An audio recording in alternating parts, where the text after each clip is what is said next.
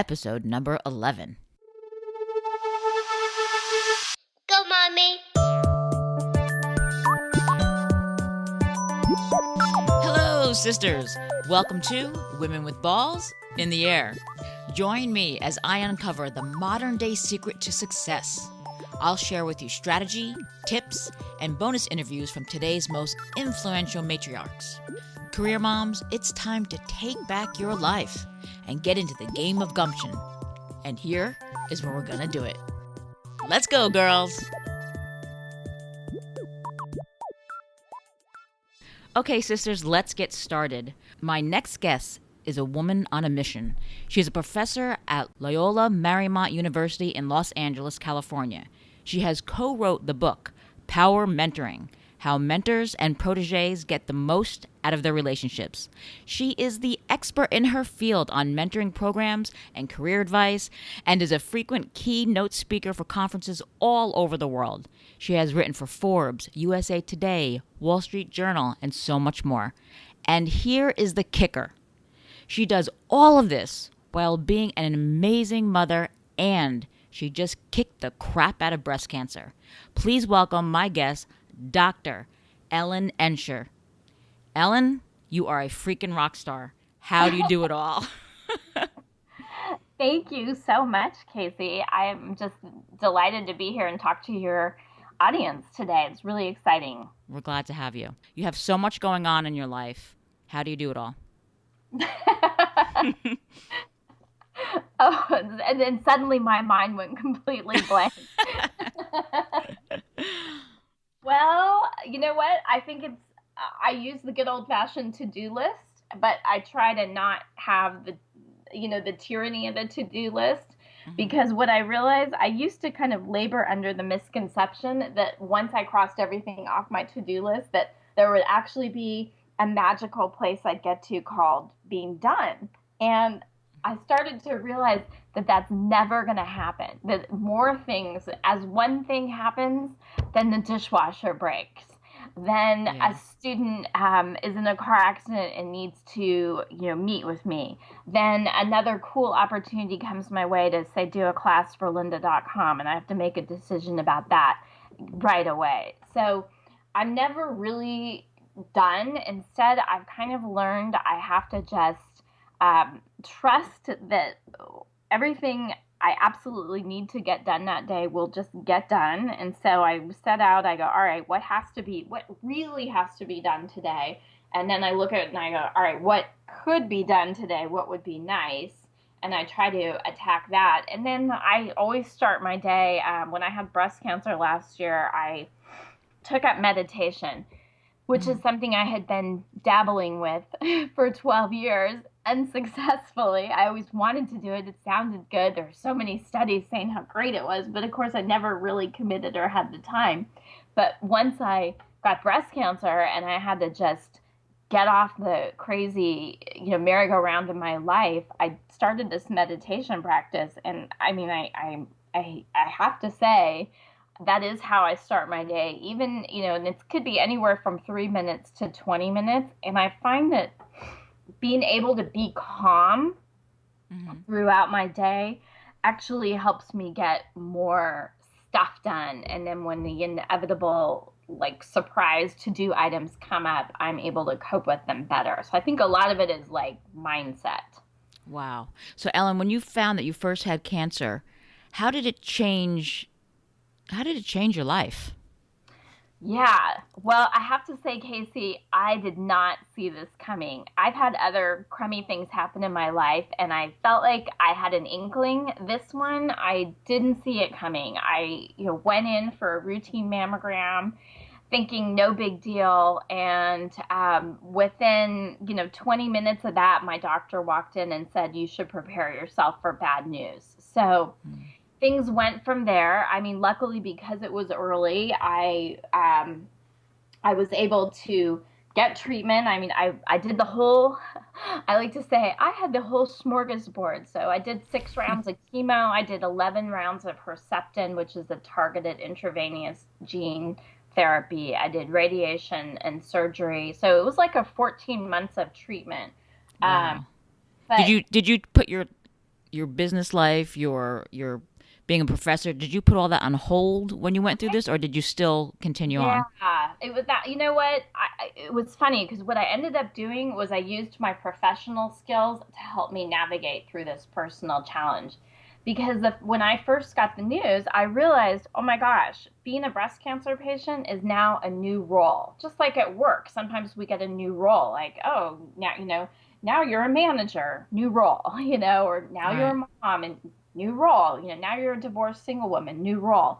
So I went, all right, I'm going to sacrifice my privacy for information. I was like, I need data. I have to get up to speed quickly. So I belong to this women's Facebook group that's local in my neighborhood, the Moms of Westchester and Playa. Hmm. So I put it out to them. I said, ladies, I just got diagnosed.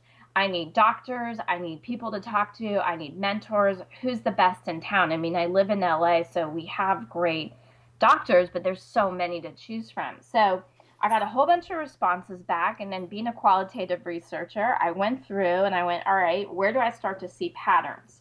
So I started to figure out who the best doctors were in town. And then I started to also create a team of mentors, and I realized like I needed women who were peers who were going through this. I needed women who had successfully navigated through it recently so they could get it.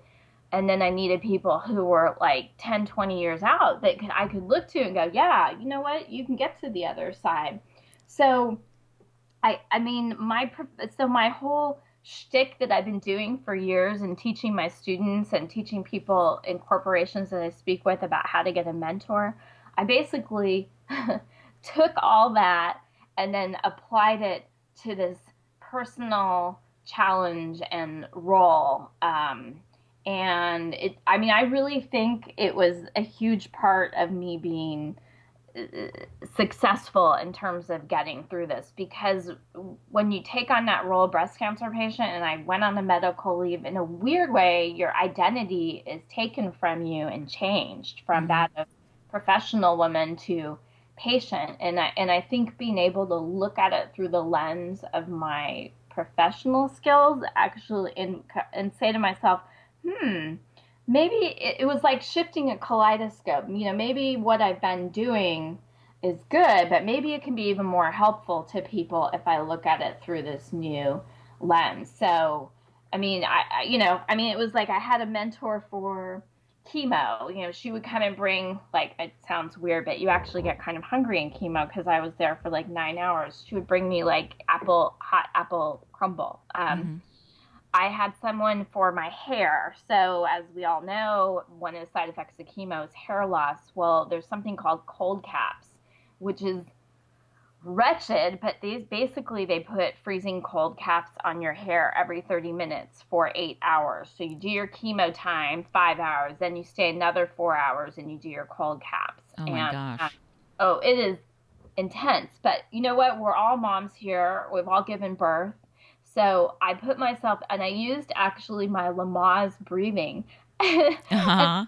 and my husband would sit there with me, and I'd breathe it out the first 7 minutes every time they'd have to switch out the cap was really cold and awful. And then I would breathe it out, and I kind of learned to put myself in like a trance-like state.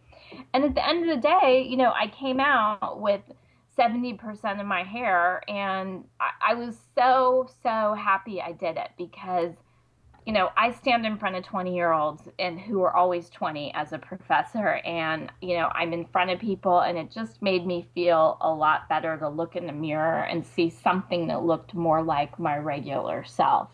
Right. So I always want to mention that. And I had a woman who mentored me through that. Like, she was very specific with my hair. And she said to me, she goes, I can't really go there with you emotionally. I've done breast cancer twice, but I will get you through the hair thing. So she had very specific tips and advice, and there's a lot of details to it.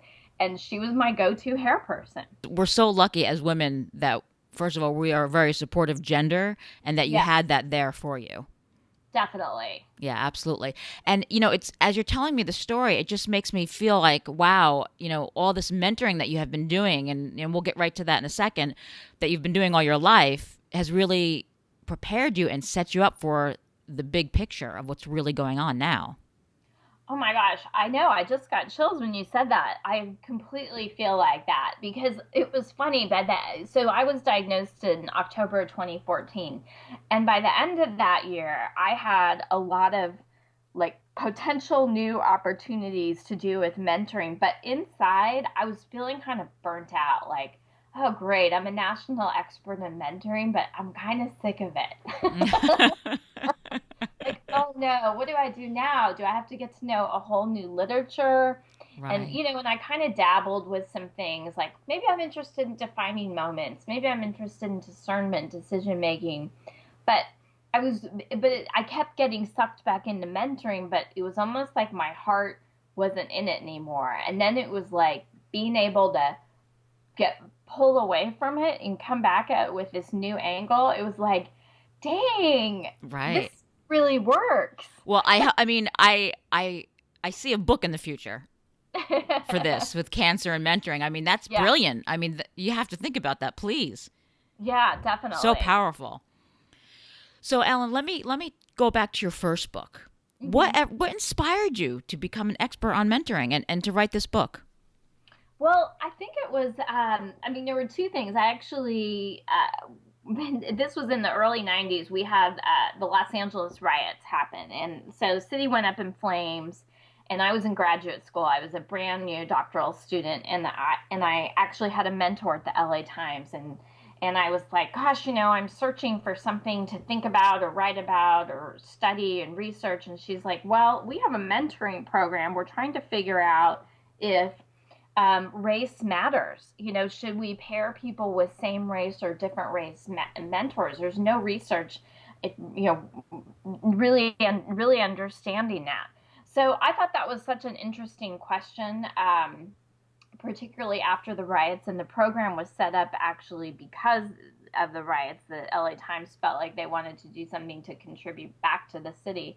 So that was my first question going in is, does race matter in mentoring? And I was able to, kind of have this beginner's luck and set up this beautiful, random assignment study. And then I found out, oh, race does matter at first. And we've now had like 20 more years of research to substantiate this, that Hmm.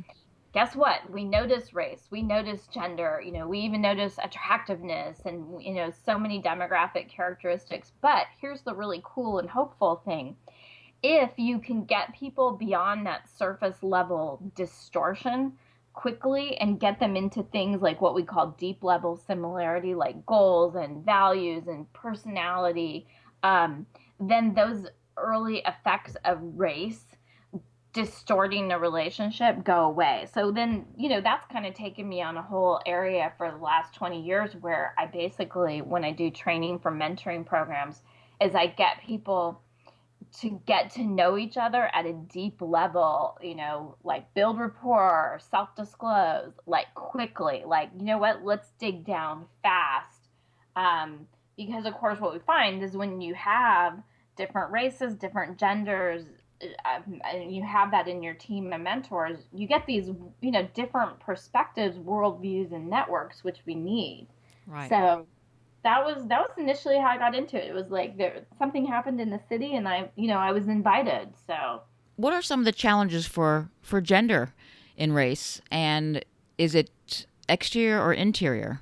Any of the challenges, you know what I yeah, mean? that's a great question. I think it's both. I remember doing a talk for a group of it was all male executives. It was called the World Presidents Organization, and there was one very successful name brand executive in there, and I can't say his name, but I remember I was going through my whole spiel about mentoring and women, and women in let's breaking through the glass barrier, blah blah. And he raised his hand. He goes, Ellen. He goes, I have to tell you.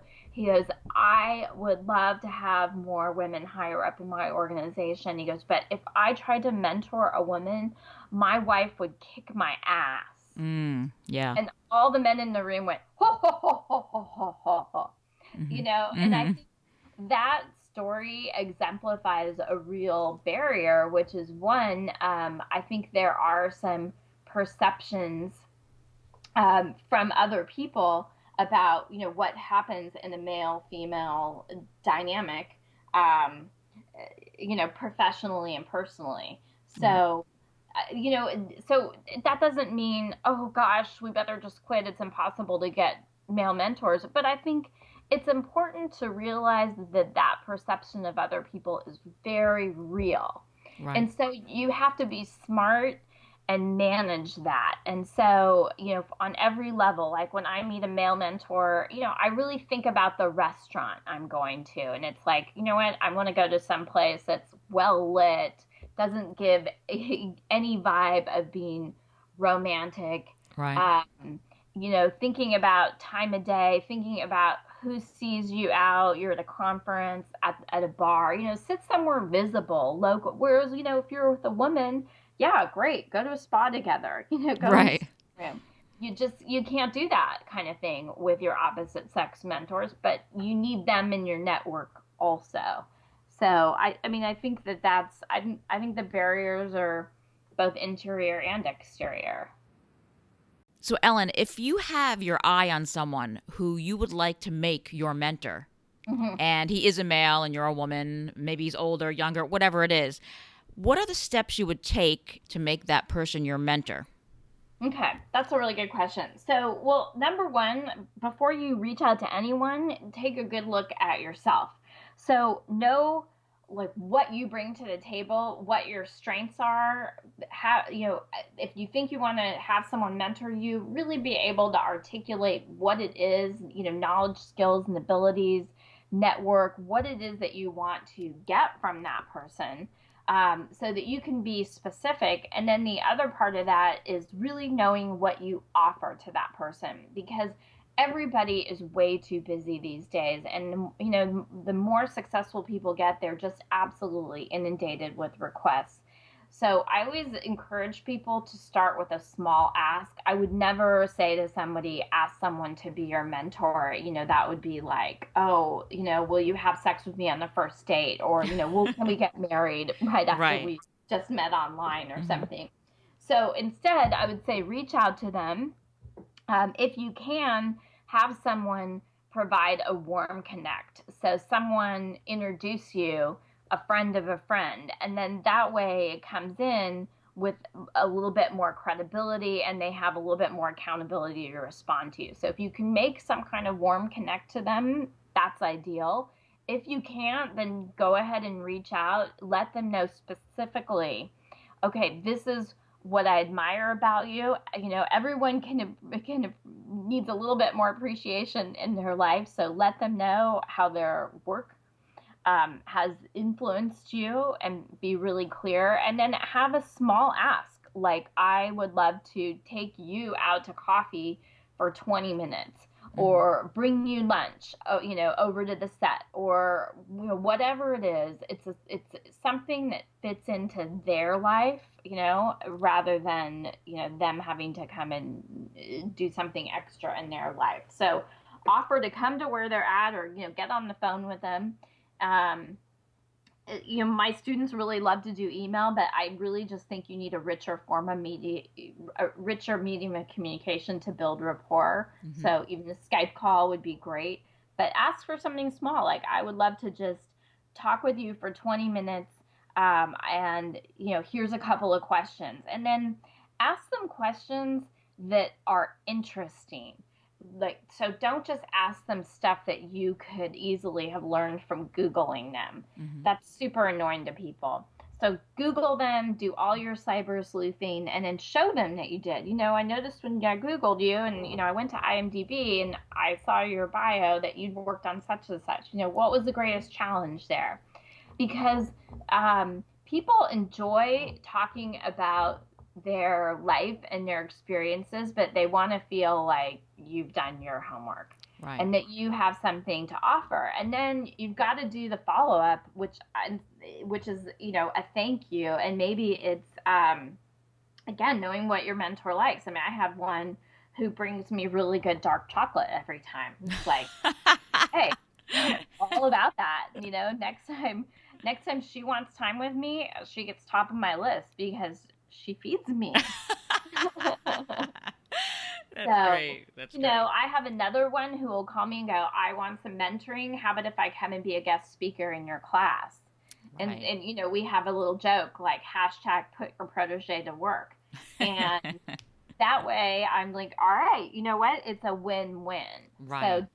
So warm connect, small ask, and be reciprocal. Think about what you offer, not just what you want to get.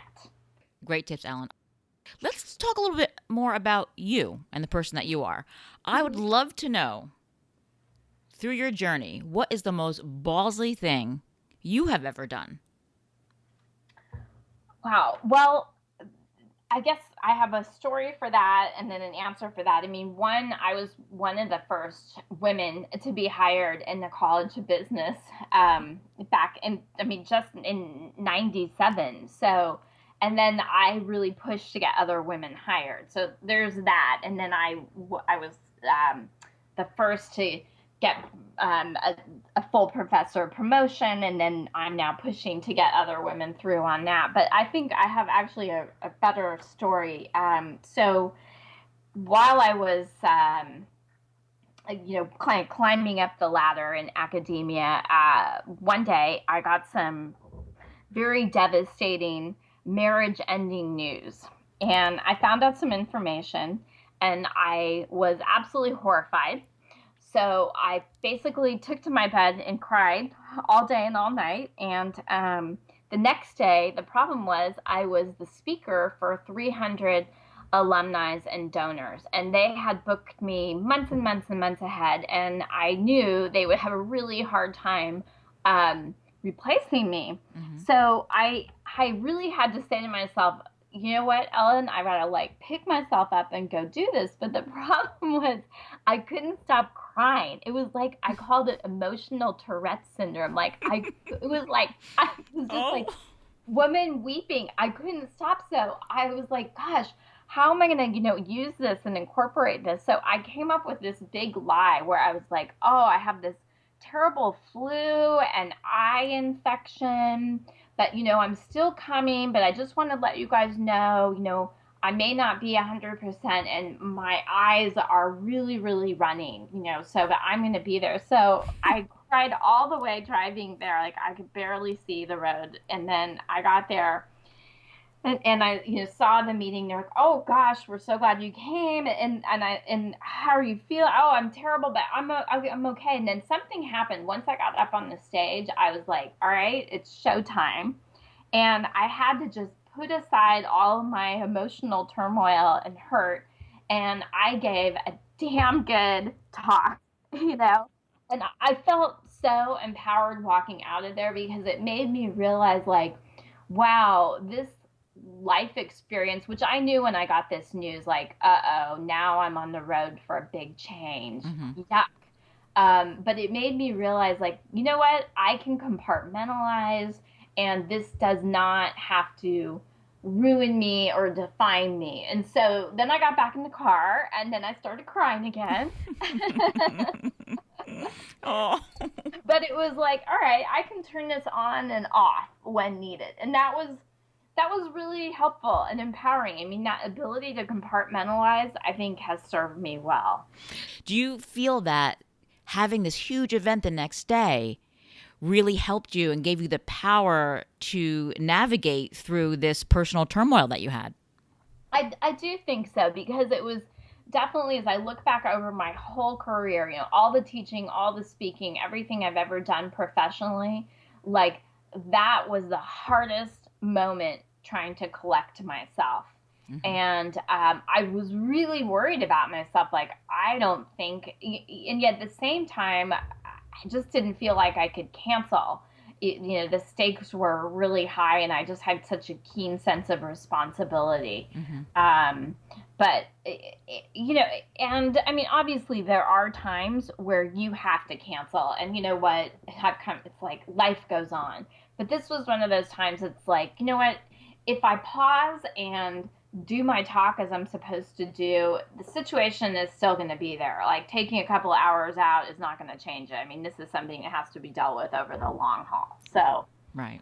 Right. I think it did help though. I think it gave me that like early boost, realizing, oh, you know what, I'm still myself, right, Right. in Right. all of this. Yeah. It just showed you how strong you are. Yeah, Yeah. exactly. Absolutely.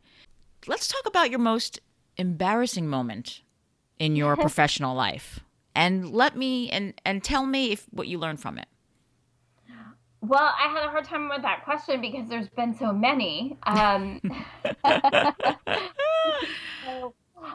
So I remember one time I showed up at a presentation. I love shoes, and sometimes I buy multiple pairs. And I looked down and I realized I had one navy and one black, and they were even different heel sizes. And I think I think I was in those early days. My son was young, and I was basically just going on fumes and no sleep.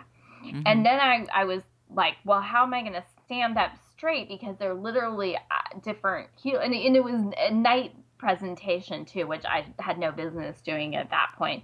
Um, I should have been at home trying to get my child to bed. So that was one. But I think the really most embarrassing was, again, I was speaking to a group of mainly male technology executives. I think there's one other woman in the room, sad to say. But right before I decided I'd have a latte, and I spilled it all over my one breast.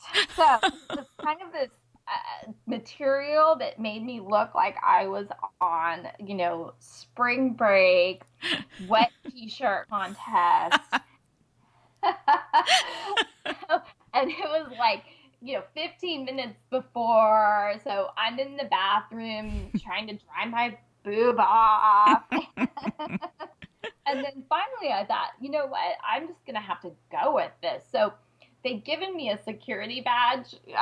And so then I kind of put that over my boob. And that looked really weird. So I decided I just had to start off by owning what was going on. Hmm. And I just said to the group, I said,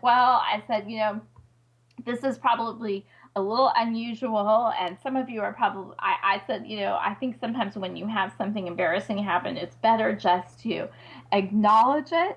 So I'm going to tell you what I did, and that's why I've got the security badge right here. I said, so everyone just take a good look.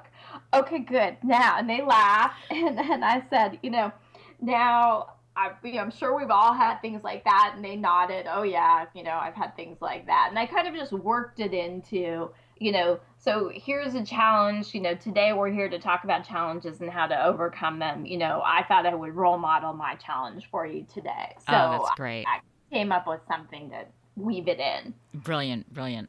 All right, Ellen, that was an awesome way to handle that. I love that.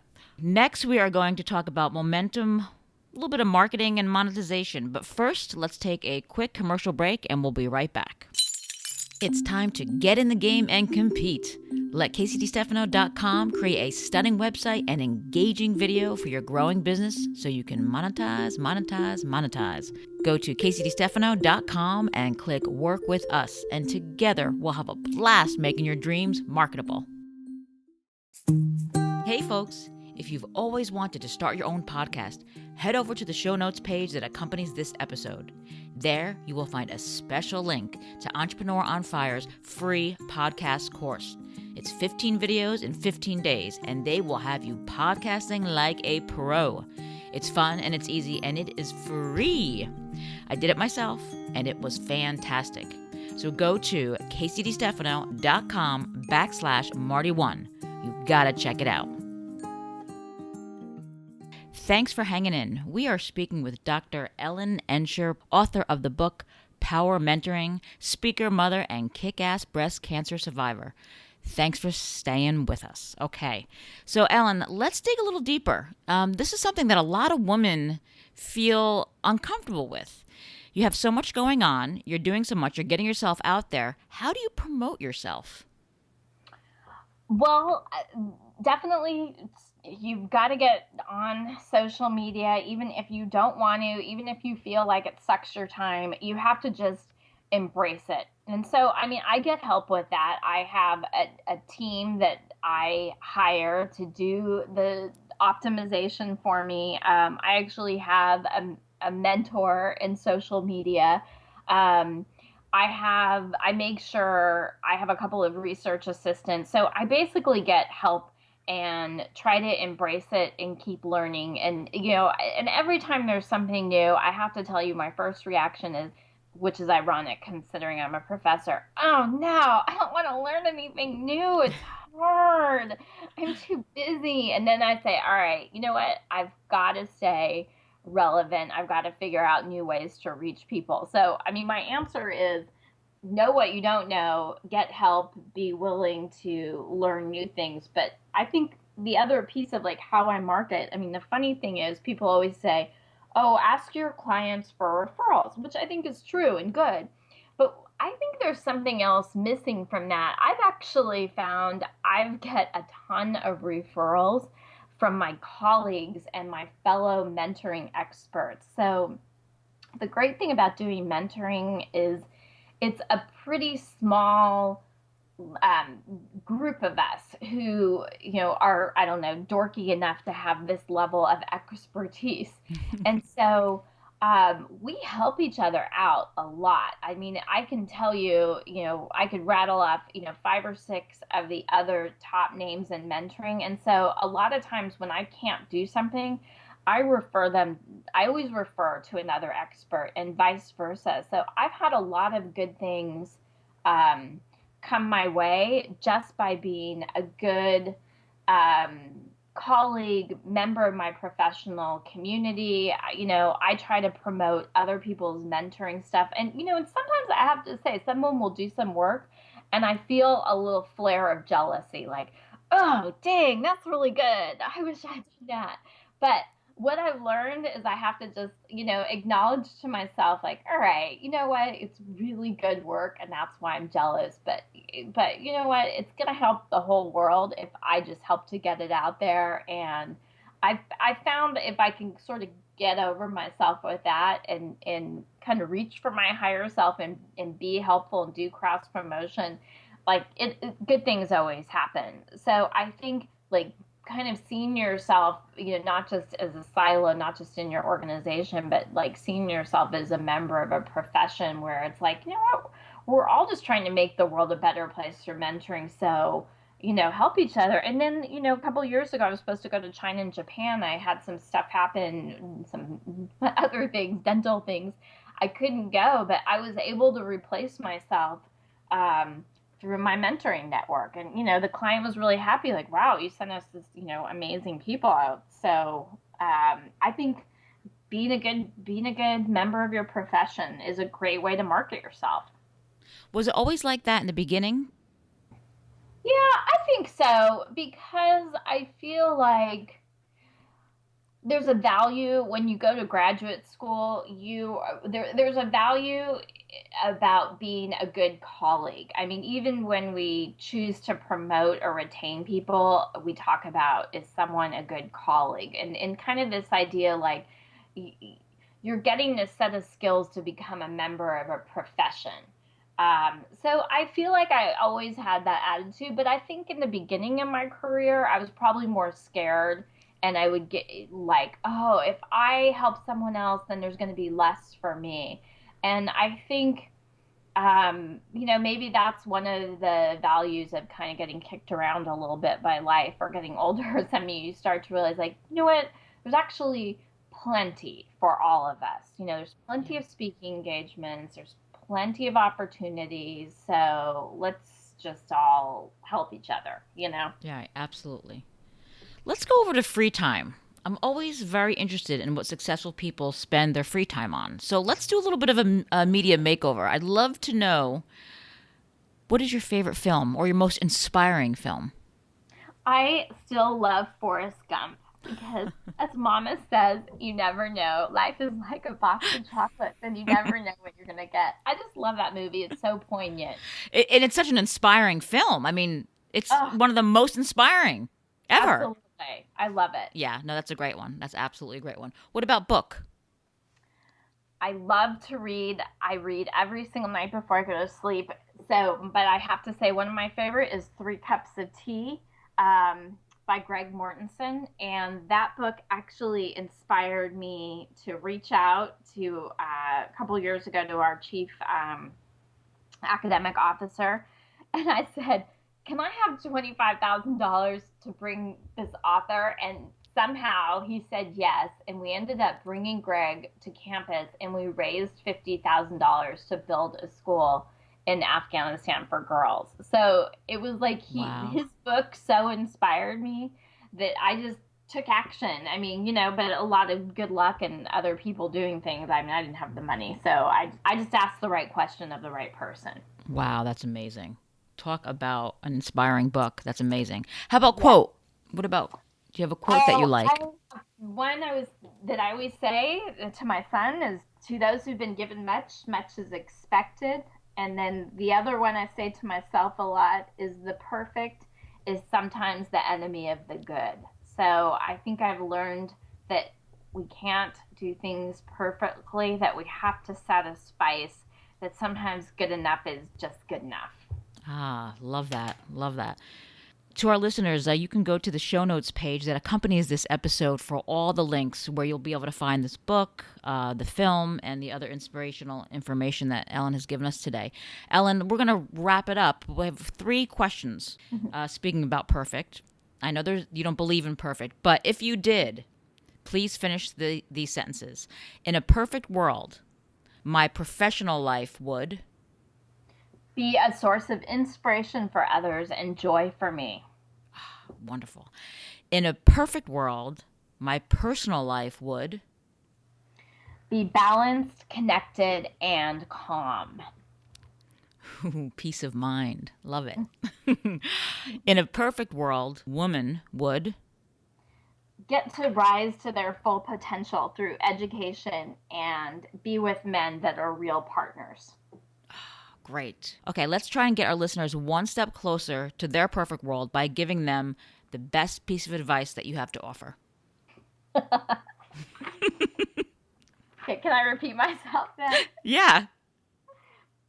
Well, I think the best piece of advice I can offer is to really be kind to yourself and realize that one of my favorite quotes is, "The perfect is sometimes the enemy of the good." Is that I think this striving to make the perfect a child or cupcake or report or data set drives us all insane. That I think if you can just look at everything we need to do sometimes and just accept that good enough is good enough, and then move forward and be content with good enough, I think that is something that can help everyone. I mean, sometimes we have to give it our all and make it perfect, but a lot of the stuff really doesn't need to be perfect. It just needs to be good enough. I agree 100%. So, Ellen, let us know where we can connect with you and where we can find you out there. Great. So my website is ellenensher.com. So that's the best place to reach me. I have a blog on media, mentoring, and management that I would love to have you subscribe to. I'm also on Twitter at Prof. Ellen, and I also have a professional Facebook page under my name, Doctor Ellen Ensher. Awesome. So lots of ways to reach me. Oh, and on LinkedIn too, of course. I love LinkedIn. Great, great. Okay, sisters, look at yourself in the mirror and say thank you to the person staring back. You just gave yourself the gift of knowledge and empowerment with Ellen Ensher and your friend on the other end, Casey DiStefano. Head over to CaseyDiStefano.com and go to the show notes page that accompanies this episode with Ellen, and there you will find the links to all the resources mentioned in this episode of Women with Balls in the Air. Ellen, thank you so much for sharing your authentic story to the many sisters out there that are listening today. Thank you, Casey. It was a pleasure. There you have it, girls. Another powerful interview with a woman who is oozing strength and likability, Dr. Ellen Ensher. Thanks, Ellen. Remember, you can have a successful career and an abundant family life without pulling your hair out. A future chock full of meaning, happiness, and stability. And even more importantly, You have the power to create a role model for your children of strength and stick-to-itiveness. Don't ever give up on your dreams. Keep listening, and we'll get there together. Stay tuned for some bloopers. And if you get a chance, come on down to the website at kcdstefano.com and subscribe to the tribe. We'd love to have you as part of the team. With all this experience that you have hearing about different mentorship relationships, what is the most ballsy thing that you've ever heard? The best story or something that's just a little out of the norm, either good or bad? I don't know. I have my answer all prepared for the most ballsy thing I've ever done. Oh, okay, let me ask that. Okay, let me segue. And okay, hold on, let me think. And I have a good most embarrassing too. Oh, good. Yeah. Okay, hold on. Let me think how to segue from what you just said, though, so it makes sense.